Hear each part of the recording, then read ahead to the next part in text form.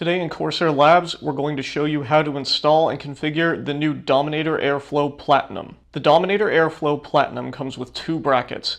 These each have 3 slats that slide into appropriate grooves in the main housing. Line up the slats with the grooves and snap them into the housing.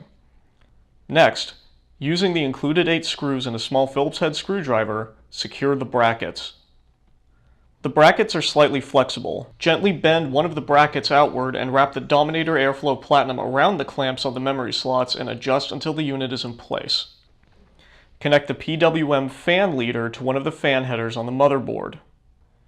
If you don't have a Corsair Link Commander Mini or lighting node, you can connect the LED cable directly into the PWM fan leader.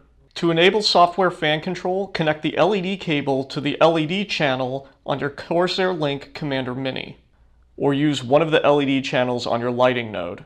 In the Corsair Link software, you can adjust the 3 color channels of the RGB lighting on the Dominator Airflow Platinum to whatever you like. You can also associate it with internal temperatures. Anything you could do with the Corsair Link lighting node can be done with the Dominator Airflow Platinum's lighting. This is Dustin Scalavos with Corsair Labs. Thanks for watching.